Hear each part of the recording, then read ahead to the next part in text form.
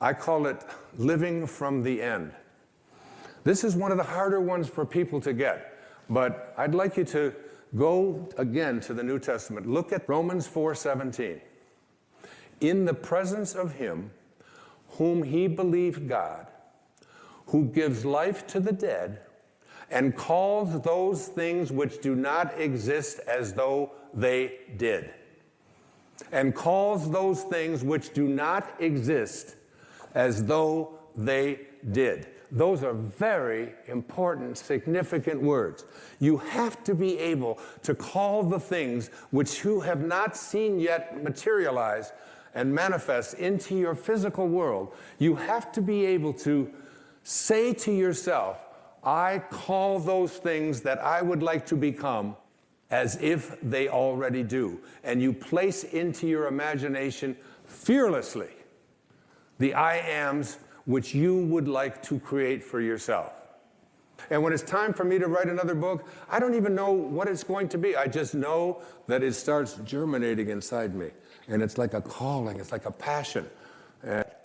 It's as if I call those things, the book does not exist. I call it as if it did. I have a wonderful quote by the man I've cited before.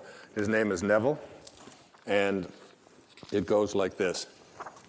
He says, disregard appearances, conditions, in fact, disregard all evidence of your senses, that is what your eyes and ears tell you, that deny the fulfillment of your desire, whatever it is you want to attract into your life. Disregard appearances, conditions, in fact, all evidence of your senses that deny the fulfillment of your desire. Rest in the assumption that you already are what you want to be. For in that determined assumption, you and your infinite being, your extraordinary self, which is what this program is about, are merged in creative unity, and with your infinite being, God, all things are possible. God never fails, and you are a piece of that which never fails. And you are going to move beyond just being a piece and just being a fragment and just being a segment until it becomes your overwhelming knowing that you have within you this divine capacity. You don't need evidence of your senses. I wrote a book a few years back. The title of it, I had to get my publisher because they didn't understand it. They called back, they said, I think you got this wrong. I said, no, it's called You'll See It When You Believe It. Not the other way around. People will say, well, I'll believe it when I see it. It doesn't work that way. You'll see it when inside you have a knowing. And Neville also said, therefore, to incarnate a new and a greater value of yourself, you must assume that you already are what you want to be, and then live by faith in this assumption. Now, this flies in the face of so much of what you've been told, because you have a tendency to believe that what your eyes and ears tell you is reality. But this is what we know by our senses. Just this little tiny fragment. I can't even get, it's like a millionth of a millimeter. And all that is unknown is in the invisible, in the imagination. And most of our attention is focused on, this is my beliefs and my disbeliefs about what is possible and what isn't possible are here. And it's an endless universe. So placing I ams into your imagination is one thing. It's an intellectual act. Living from the end means that you call the things which do not exist as if they did. The ability to see beauty everywhere. I remember the day that I wrote about beauty appreciation as a quality of higher consciousness, as the highest representation of emotional health that you can have. The ability to see beauty anywhere and to source your life from its presence in virtually anything. We were in Lourdes, and in the morning we went to an English mass where all of the people who spoke English showed up at 9 o'clock. And all of the people, my wife and all of the others that were there in Lourdes, were standing there listening to the priest from Ireland give this morning Mass in English for St. Bernadette. And it was pouring, pouring, pouring rain that morning. And by that night, during the procession, it cleared up. It was so magnificent. But that morning, and it seemed fitting, since this woman materialized this healing water, that we be in the rain. I don't know, there was something that just felt right. And everybody, all of the people kept coming over to me with umbrellas, and all of them kept telling me, oh, isn't it a shame that we have to come all the way here and stand here in the rain? And I kept thinking, it's so magnificent. Just get away from me with your umbrella behavior. Enjoy the rain. And the day that I wrote about John Keats in Wisdom of the Ages, about beauty appreciation as one of the 60 qualities of self-actualization and how to apply it in your life, I read all about his life. He was called the greatest poet of the 19th century by the Britannica. Greatest poet of the 19th century, the greatest Victorian poet. And he wrote a poem called Ode on a Grecian Urn. And in that poem he says words to this effect: when death shall this generation waste, thou shalt remain amidst others' woe. This thou, this eternal thou. And he concludes that observation with these words: beauty is truth, and truth is beauty. That's all you need to know on earth, and all there is to know. Do you know that John Keats died at the age of 25? 25? Imagine what passion he must have felt in his heart. Imagine how important it must have been for him to be detached from other people's thoughts about what he should be doing with his life. And he would sit down and write over 4,000 beautiful poems. And pass away at the age of 25, and his brother passed away at 22 or 23. Independence of the good opinion of others, detachment from outcome, appreciation of beauty, living with passion. That's emotional intelligence. It's 100,000 cycles per second. And every time you find yourself in a place where someone is attempting to bring you down into fear, into worry, into anxiety, into stress, by contaminating your energy field with their story or with their attempts to make you feel guilty, or their idea of you should really be upset because I am too, or whatever it is that you are being exposed to in your life, you have the option at that moment to just say to yourself, but what you think of me is none of my business. And I have to be in a place where I can emotionally stay strong regardless of whether or not anyone out there thinks that I should be reacting in a different way. That's 100,000 cycles per second.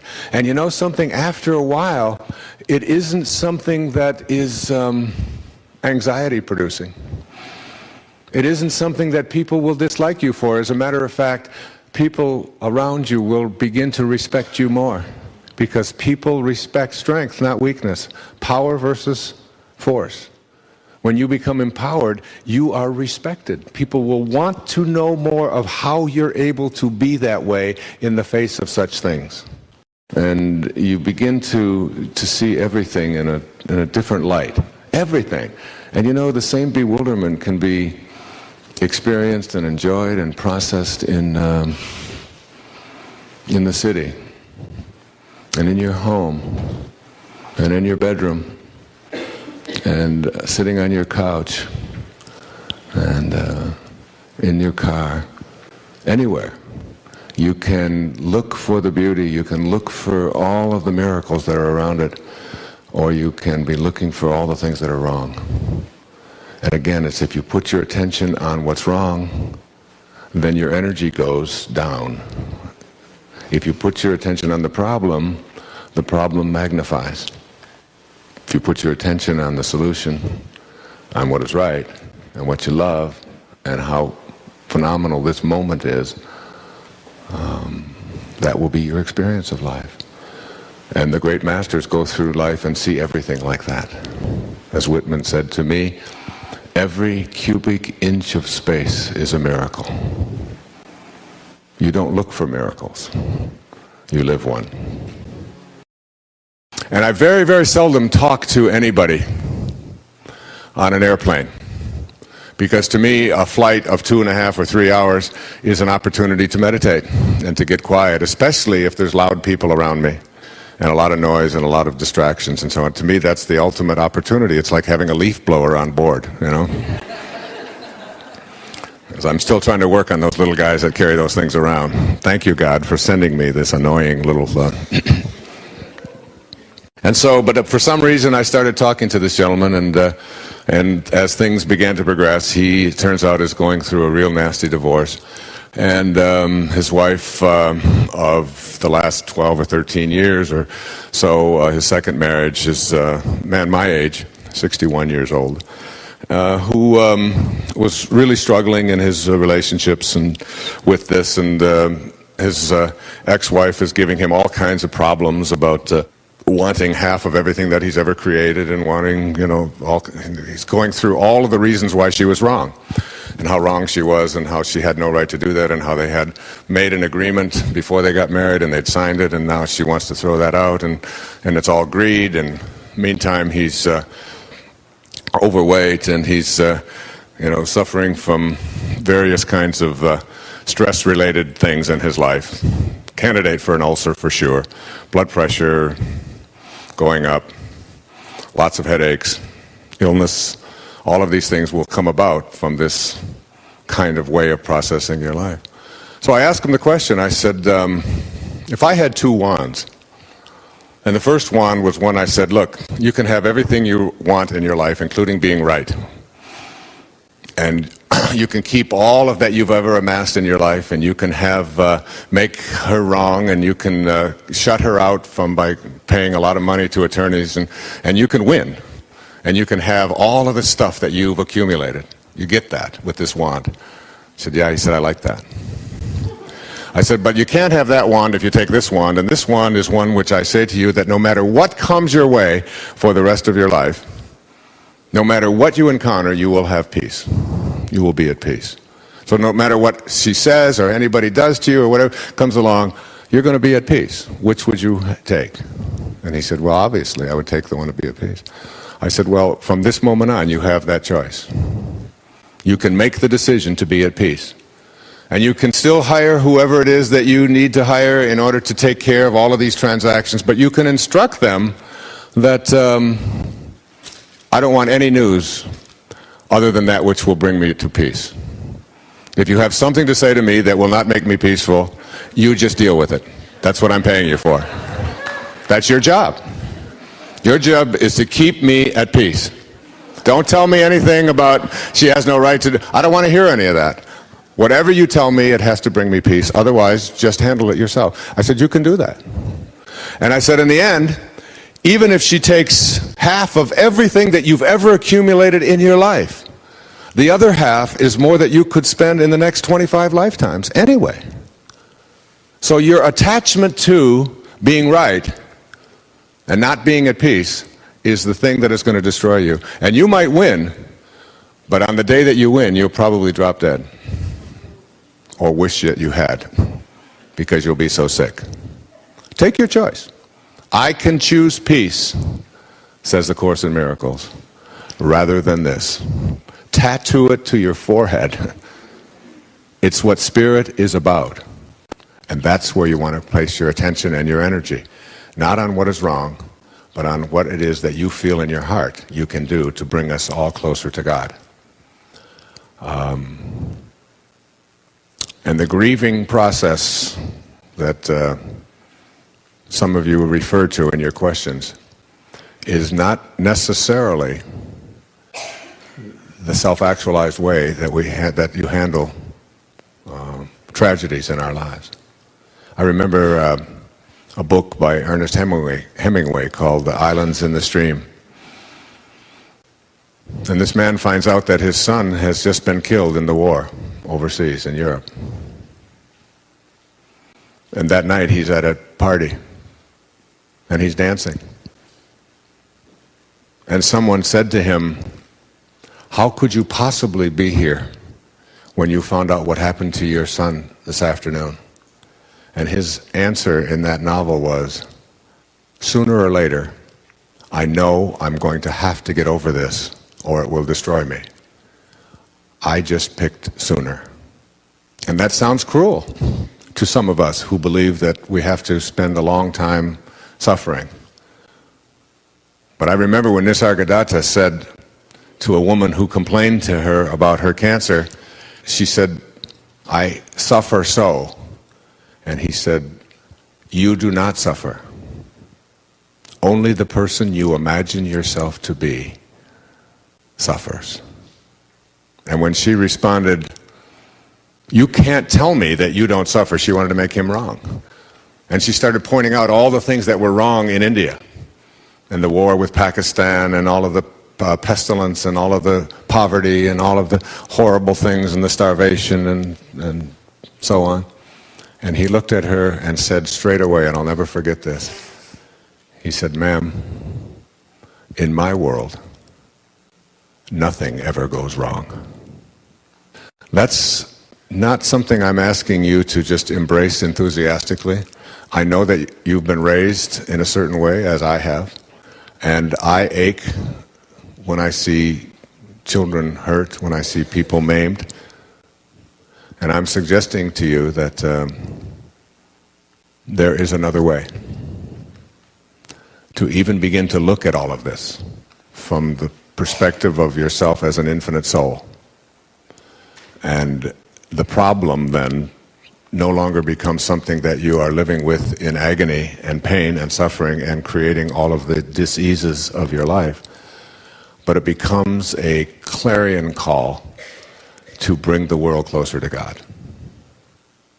And like I said about my father, maybe he signed up to be a jerk, to be a thief, to be a drunk, in order to teach me how to forgive it. I'm not saying it's easy, but as Maslow said, those are the flaws of self-actualizing people. You're never going to get enough. You already are everything. You're everything that you need. Think of it for just a moment. Everything that you need to have total bliss, perfection of your life, you already are. You already have it. You came into this world with nothing. That's how you're going out. And the time that you have here, what you have is your uniqueness, your specialness, and you don't need anything else. Now think on this. If you don't know how to appreciate what you have and where you are in your life, you don't need anything else. Because if you do get something else, you won't know how to appreciate that either. You'll just want more. Or you'll want it to be different. Or you'll want it to be the way it used to be. Or you'll want someone else to be the way you think they should be. Successful people or no-limit people or self-actualizing people or inner-directed people, whatever labels that have been put on them by great thinkers and philosophers and therapists and people that have looked at human beings, these kinds of people are people who always have enough. There are some people, if you invite them over and you say, I'd like you to come over tonight, and I'd like you to stay over if you can, instead of having to drive back. And they'll say, "Well, can you stay?" And I say, "Well, I don't know if I can stay or not." Well, you could sleep on the cot. Oh no, I could never sleep on the cot. I can't sleep on cots. I got a sciatica. Don't you know that I have back pain and cots? No, that's out of the question. I couldn't sleep on a cot. And what about breakfast? Well, we don't have any food, but we have some old grapefruit that are in the refrigerator. They have a few spots on them. Oh no, I could never eat grapefruit. And spots? No thanks. I can't eat grapefruit spots. I just couldn't do that.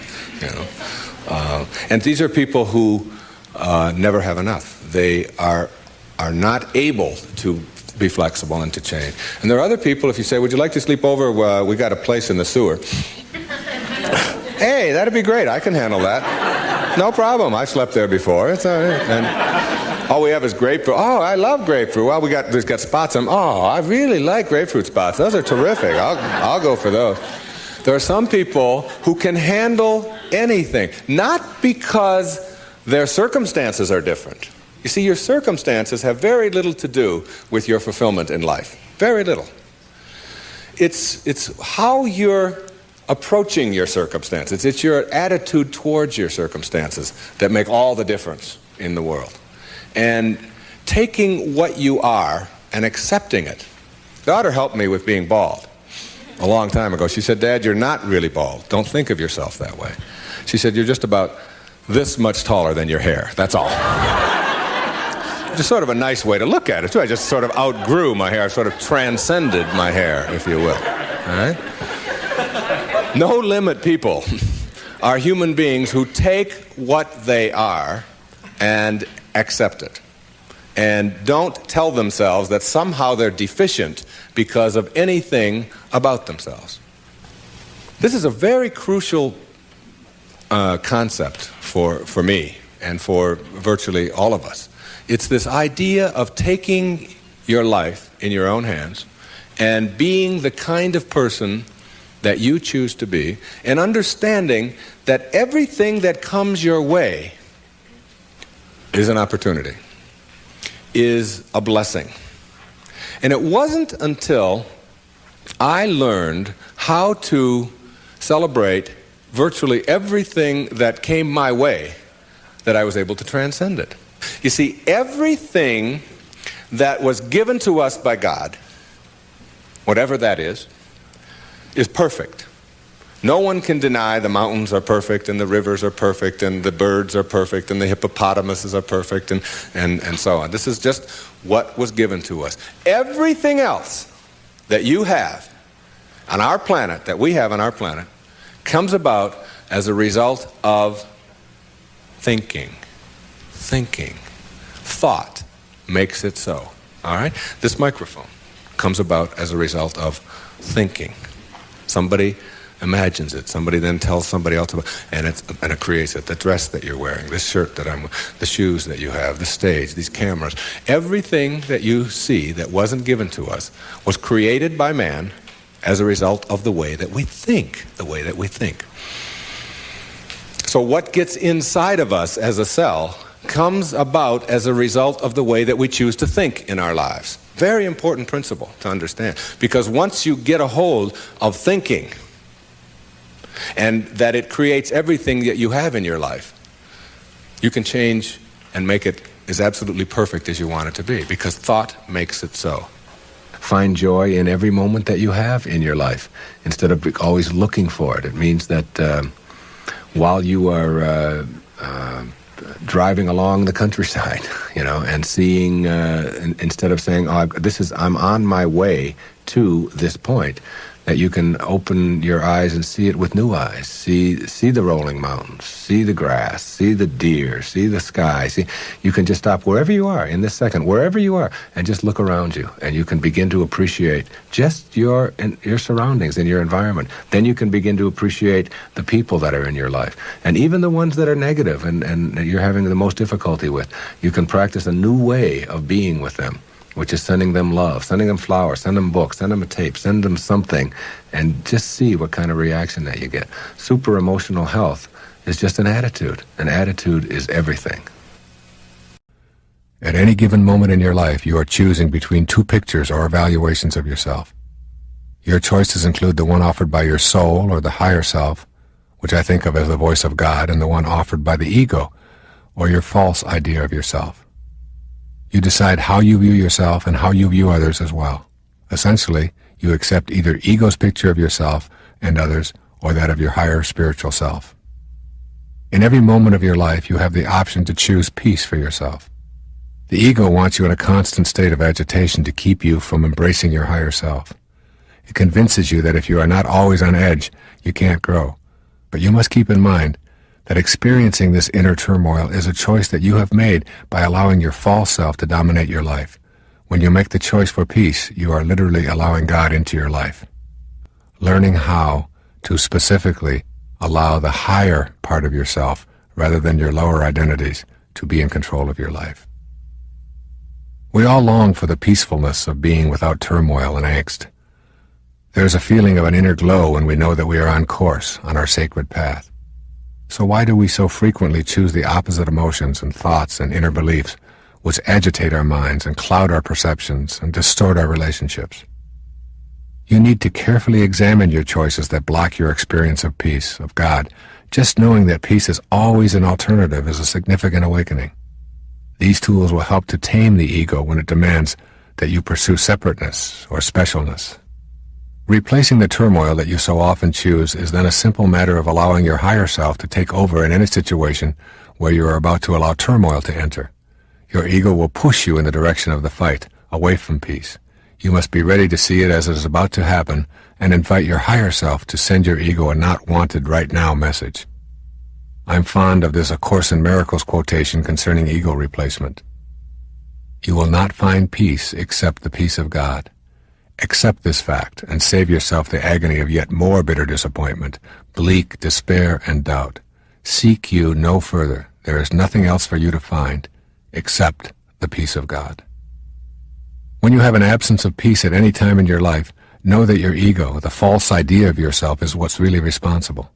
Keeping in mind that every thought has a physical counterpart, you can see that an ego-produced constant state of tension that comes with proving yourself, hurrying, chattering, worrying, chasing, acquiring, and competing also involves tension in the body. High blood pressure, ulcers, skin disorders, headaches, back pain, and even more serious ailments such as cancer, strokes, and liver disorders are the payoffs for the dominance of the ego. These disorders manifest because you allow ego to create turmoil to avoid the peace that is found within. This awareness of the ego's program should help as you move toward restraining ego and getting to know your higher self. The ego, that false idea that we all have of ourselves, wants to maintain this persistent state of inner confrontation for some very solid reasons. When you understand your ego, you are much more apt to work at restraining it.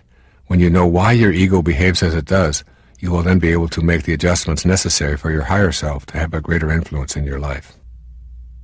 Here are some of the most obvious reasons why your ego keeps you in this state of turmoil rather than peace. Most important, your ego has been with you since childhood. It has been nurtured by almost everyone you've ever known. Generations of those nurturers have also been dominated by their egos. Your ego wants to survive. If it can keep you in a state of inner turmoil, it will block you from knowing your spiritual self. From the ego's perspective, God is a huge threat, so it will do all that it can to keep you from experiencing that inner peacefulness where God's voice is so beautifully clear. Your ego does not want you to change. The idea of yourself as self-important and special nourishes ego, keeping it healthy and operating at full strength. Even though ego itself is an illusion, just a false idea that you carry around with you, it behaves as if it really had a life of its own. Your ego will make every effort to convince you that you do not need to change. In fact, if you're asking yourself why you shouldn't feel special, you are listening to it right now. These are the kinds of thoughts that have kept you from making the changes leading to inner peace. The ego thrives on fear. When you are afraid, you are at the mercy of the ego. Fear will drive you to behave in ways that undermine your sacred self. Your higher self tells you that there is nothing to fear, that love is the answer to everything, and that God is what love is all about. Your loving presence assures you that you do not need to feel guilty or fearful, and that if you do, it will subside when you experience inner peace. When you experience love within, you have no guilt and no fear. You know that everything you are experiencing is in order, including your woes, which are your greatest teachers, and the death of your body, which is ordained for all the world of the manifest. You know that death is a reward, not a punishment. Therefore you have nothing to fear unless you listen to your ego encouraging fear and dismissing God. Your ego wants you to be on the move, looking for more things to consume and more possessions to own. The more you are on the move in your life, the less time you will have for knowing your spiritual base. Ego cheers you on to stay busy, to keep moving, and to avoid the inner quest where your ego faces restraint. Your ego wants you to face outward. It wants you to continue facing the wrong way so that you cannot experience the presence of God in your life.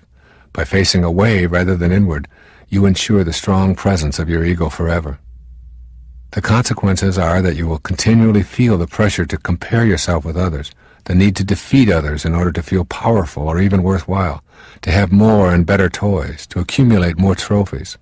All of this facing outward is the work of the ego.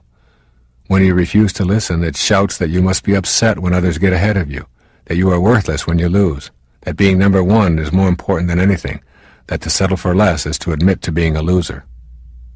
All of these beliefs are deeply ingrained within you. It is very difficult for you to even imagine not having them because the work of your ego and the egos of so many others have been working overtime convincing you that this is the only way to be. Facing outward brings about a sense of inner conflict and agitation that keeps you pursuing the gold stars that the ego offers.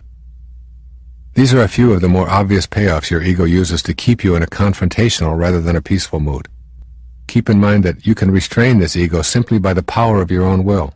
All it takes is a determination to live by the dictates of your higher self and a willingness to act on that determination rather than succumb to the easier path of the ego. That this intelligence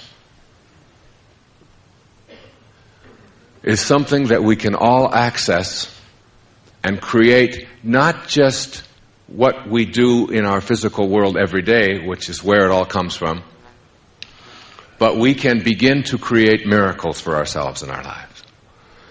Aldous Huxley, in the Perennial Philosophy, he talked about 3 things that all ages of man and all civilizations since the beginning of time all have had in common about what I'm talking about here this morning. All ages, all civilizations, from the ancient cavemen and their totems to the African traditions, to the New Guinea traditions, to the European and the Eastern traditions, and the Indian and the Japanese tradition. And these are people and places that have never intersected with each other in a physical way.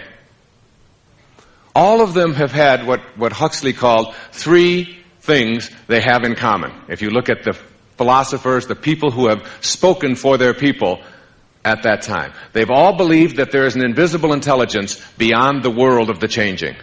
All ages of man, somehow, their most enlightened beings know this. There is an invisible world beyond the world of the changing. Number 2, all ages, all civilizations who've never intersected with each other have all believed that that invisible intelligence is a part of every single human being. All ages. That it isn't something that is some people get and some people don't. It excludes no one. And 3, all ages of man have known and believed that the purpose of life is to discover God, or to discover whatever it is that you want to call that invisible intelligence that suffuses all form in the universe and allows not only you to take notes and to ice skate after 34 years of being away from them, but it allows the flowers to grow, and it allows the planets to align, and it allows the whole thing to exist. So if you want to call it God or soul or spirit or consciousness or Ralph, it doesn't really make any difference what name you put on it. It is not what you call it. It is in every one of us. We all have it. We couldn't be here without it. See, you will discover, as I discovered when my grandmother died, that when they weighed her just before her death at the age of 94 at Henry Ford Hospital, that she weighed 133 pounds. And then after she died, and there was this package, this container left that they were preparing to embalm. It wasn't my grandmother. It was now just a package. That it weighed 133 pounds as they waited for the death certificate. Powerful metaphor there for me in that moment was that whatever it is that constitutes your very life, it doesn't weigh anything. When life leaves the package that you showed up in, the package weighs the same. So your life is something other than the package. And when you get that, you understand that who you are is really this soul with a body, rather than this body with a soul. Or as I said, and you'll see it when you believe it, you're a human being. You're not a human being having a spiritual experience. You're a spiritual being having a human experience. But the quality of that human experience is dependent upon how able and willing you are to make contact with that invisible intelligence that suffuses you and all form in the universe, that is independent and outside of this physical form that you showed up in. This physical form that you showed up in was all handled for you in a split second. All handled in this infinitesimally tiny speck. In this little speck, when two little drops of human protoplasm collided, everything you needed for your form was handled for you. And you can't even begin to comprehend it. A heart starts beating inside a mother's womb 6 or 7 weeks after conception. And it's a complete and total mystery to everyone in the scientific world, in the medical world, and the only people that even have a grasp on it are the poets. Whatever that something is, that invisibleness that allows you to be, we'll call it awareness. Pure awareness. Honoring your worthiness to receive. In order to become a manifester, literally taking part in the process of co-creating your life and attracting to yourself the objects of your heart's desire, you must know that you are worthy of receiving. This will mean examining the attitudes that you knowingly and unknowingly hold about your life. Your thoughts, which are the architects of the foundation of your material world, are what you want to examine. You can remind yourself all day long that the same power that brought anything into the physical world also brought you. But if you do not feel worthy, you will disrupt the natural flow of energy into your life and create a blockage that makes manifestation impossible. The fifth principle reminds you that you are worthy of abundance. If your thoughts are based on an image of unworthiness for any reason at all, you will manifest what those thoughts impart to the universal mind. The energy described in the fourth principle will align with what it is that you radiate.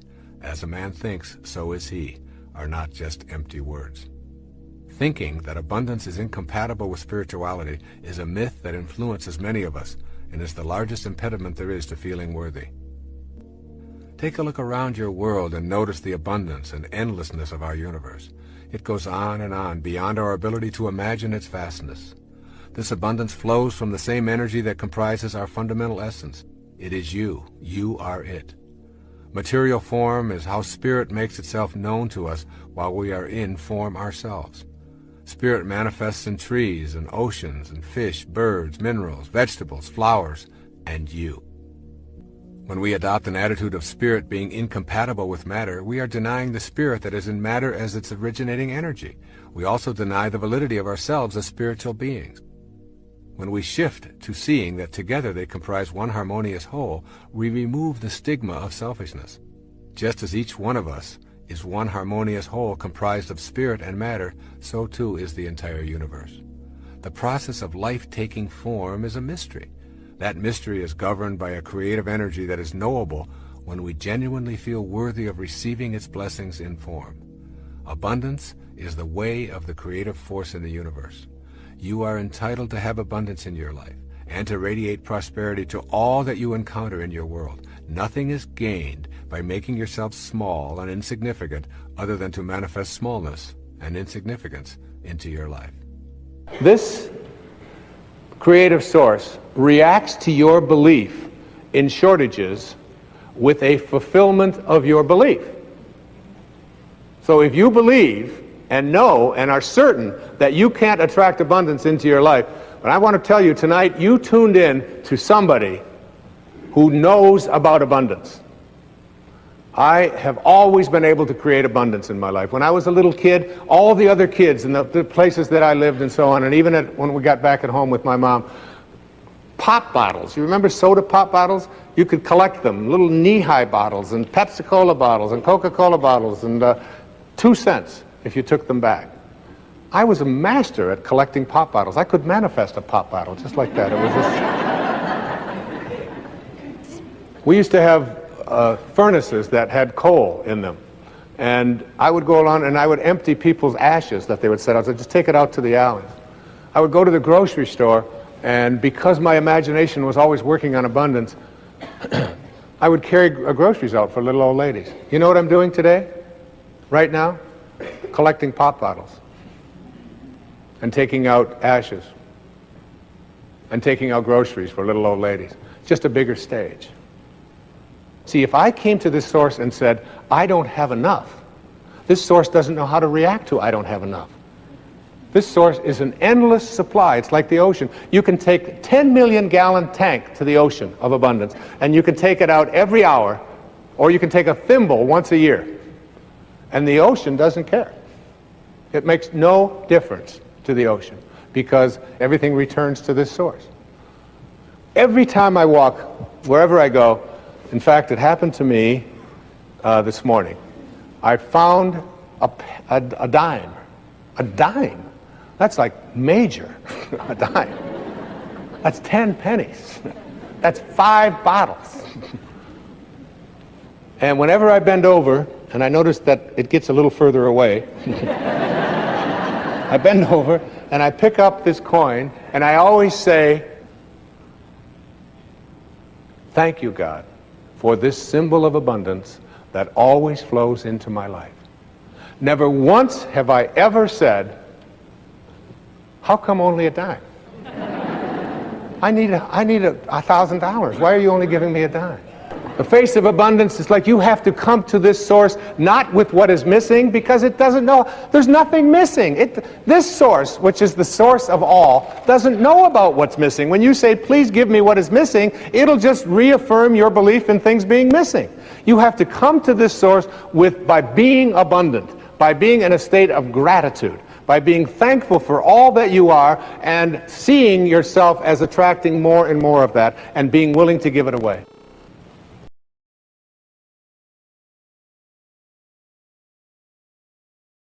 We all are nervous sometimes, and we're shy sometimes, and we're afraid sometimes, and we don't take risks sometimes, and we're fearful, and we have to be careful, and those are all, that's what it means to be human. And we try to get as many people as we can on our side.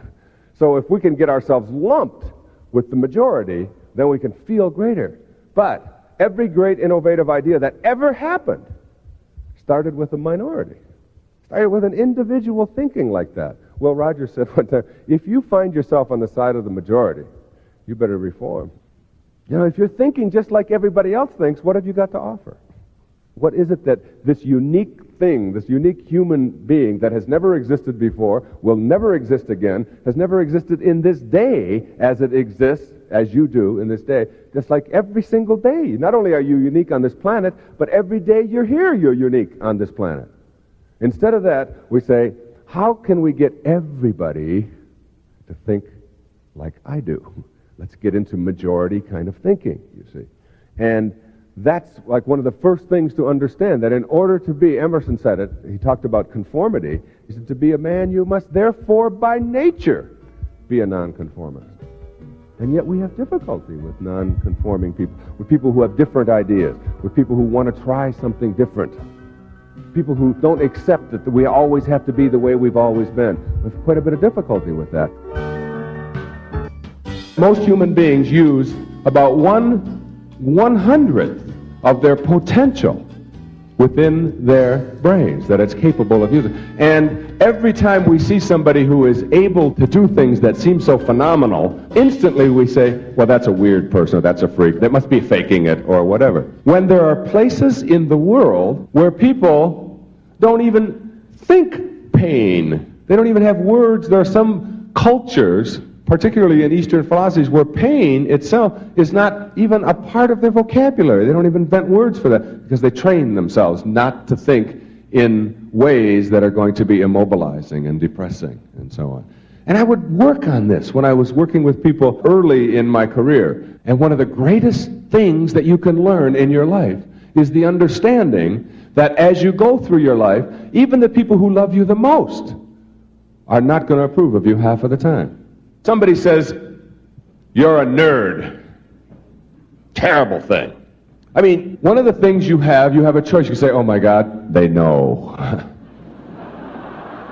They've discovered it already. And you act like a neurotic. You have that choice. You have other choices as well. The choice to ignore that. The choice to say that's somebody else's opinion. If somebody says to me, "Wayne Dyer, I don't like your books." Well, I expect that when you say something in public, when you talk to a lot of people, when you write something, that there are going to be a lot of people who aren't going to like what you say. One of the highest levels, one of the highest places you can get to in your life is a place called being independent of the good opinion of other people. Not necessarily needing everyone to approve of you all of the time. And we ought to have a lot of people out there who understand that, so that when they go through their lives and they run into disapproval, that instead of becoming depressed about that, that you understand that that's a condition. That's what it means to be a human being.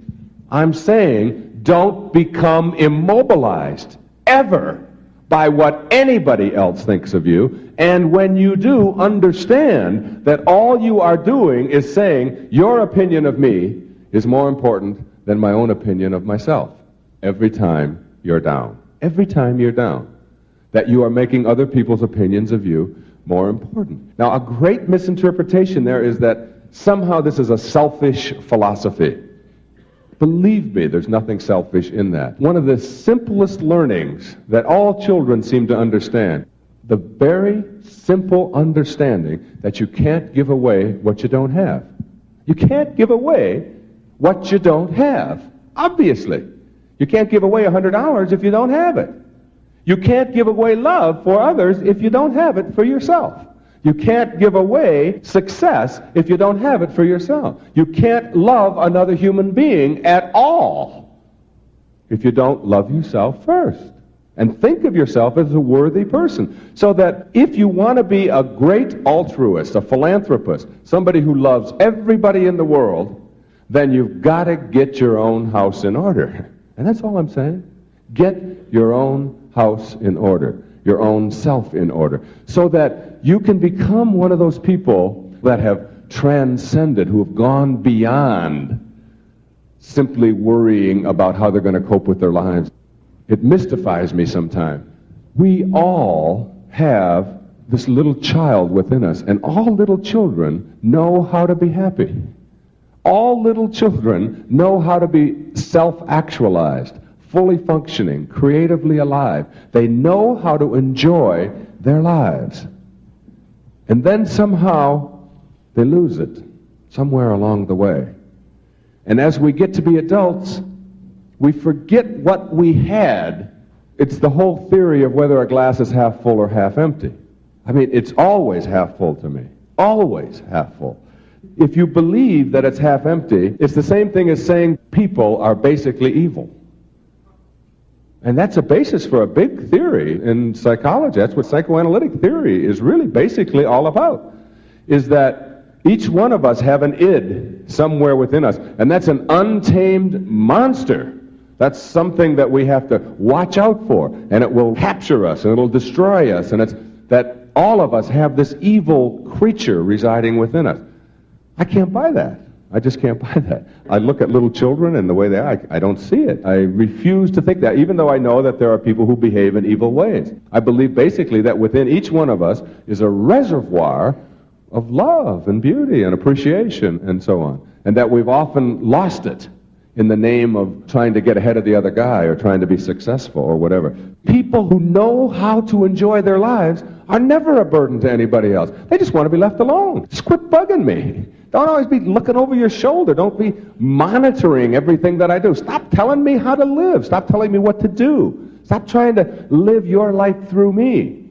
Highly functioning people know how to live their lives, and they're never a burden to anybody. I'd like you to imagine the following scene. You're in your house. You've got your car keys in your hand. The lights go out. Power failure. You can't see a thing. You stumble around in your living room and you drop your keys.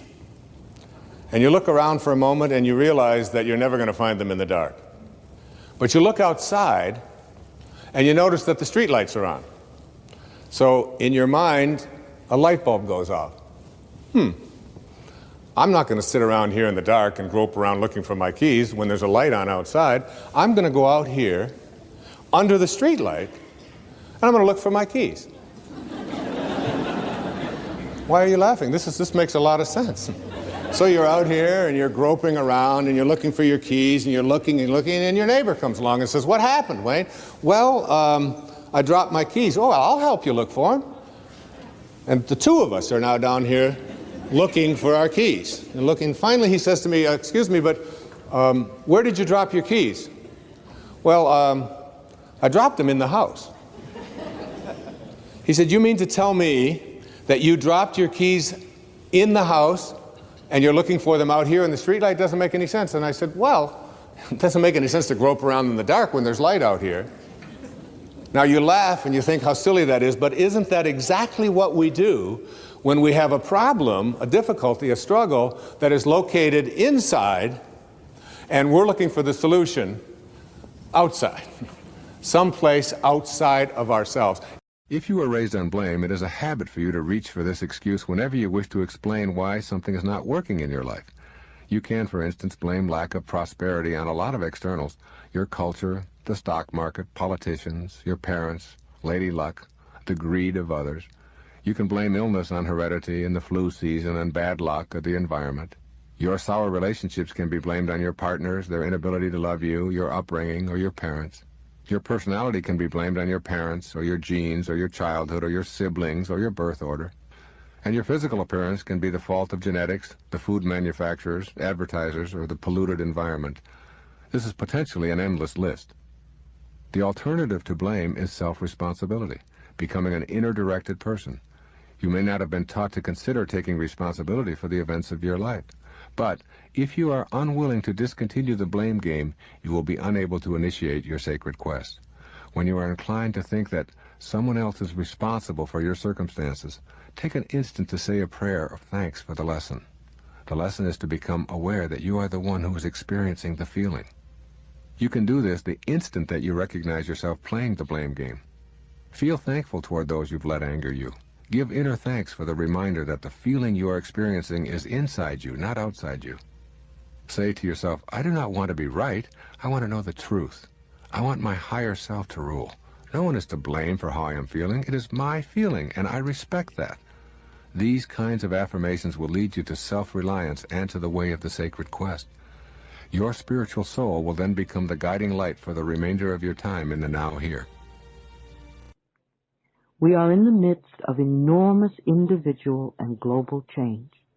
I believe that all of us who are living at this time chose to be here, to be a part of these changes, to bring about change, and to transform the world from the old way of life to a more loving and peaceful existence. In the Piscean age, we looked out there for our Savior. Save me, please take care of me. Now we are moving into the Aquarian age, and we are learning to go within to find our Savior. We are the power we have been seeking. We are in charge of our lives. If you are not willing to love yourself today, then you are not going to love yourself tomorrow. Because whatever excuse you have today, you'll still have tomorrow. Maybe you'll have the same excuse 20 years from now, and even leave this lifetime holding on to the same excuse. Today is the day you can love yourself totally with no expectations. I want to help create a world where it is safe for us to love each other, where we can express who we are and be loved and accepted by the people around us without judgment, criticism, or prejudice. Loving begins at home. The Bible says, "Love thy neighbor as thyself." Far too often we forget the last couple of words, as thyself. We really can't love anyone out there unless the love starts inside us.